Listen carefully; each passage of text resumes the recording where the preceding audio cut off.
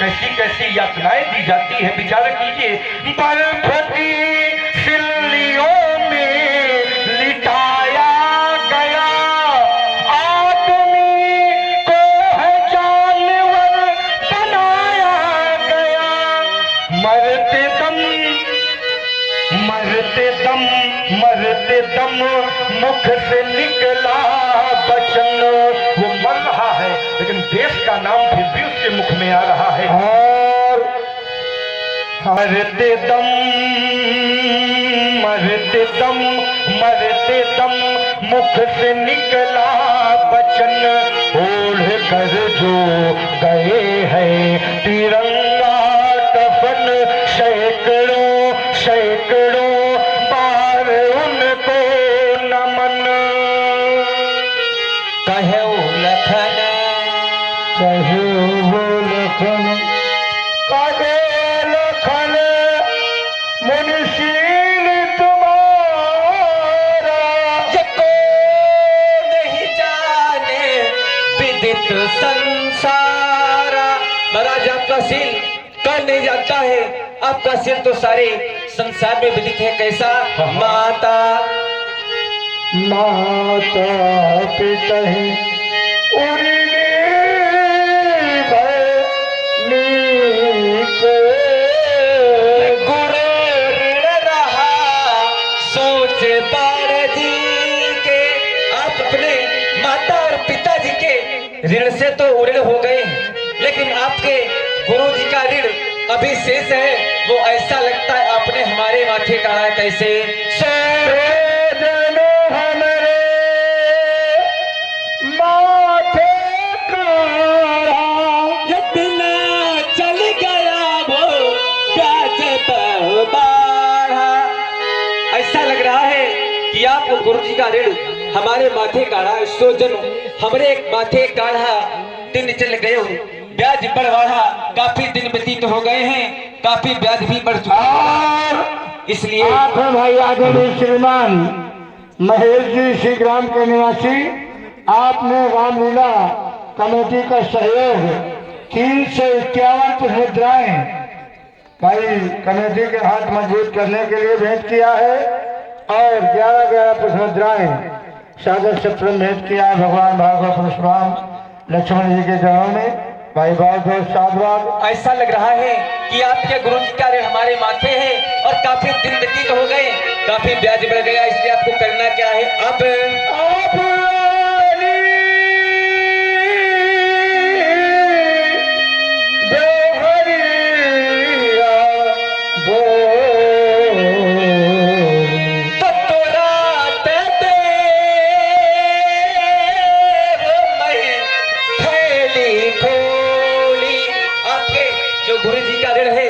अपने व्यवहारियों को बुलवाइए, तो मैं आपके गुरु जी का ऋण अभी थैली खोल करके कौड़ी कौड़ी चुकता कर दूंगा।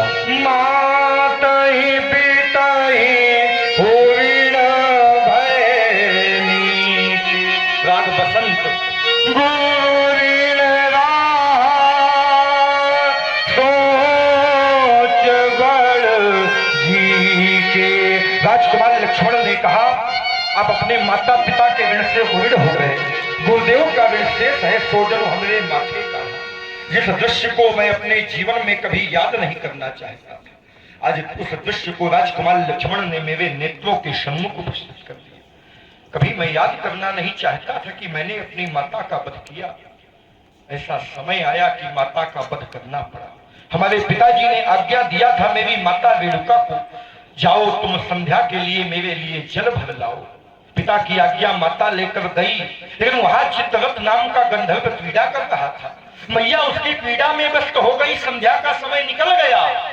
जब मैया ने आश्रम में प्रवेश किया, पिताजी को क्रोध आ गया। मेरे 4 भाई थे, वसु, विश्वावसु, रोणवान, सुखेन। चारों भाइयों को आदेश दिया, जाओ मैया का वध कर दो। लेकिन बंधुओं, कोई पुत्र क्या अपनी माता का वध कर सकता? उन्होंने इनकार कर दिया, हम अपनी मैया का वध नहीं करेंगे। पिताजी ने मुझको आदेश दिया। मैं पिता की आज्ञा को जानता था, पिता के प्रभाव को जानता था। पिताजी ने आदेश दिया। क्या आदेश दिया व्यास जी? मेरे पितु ने आदेश दिया, जाओ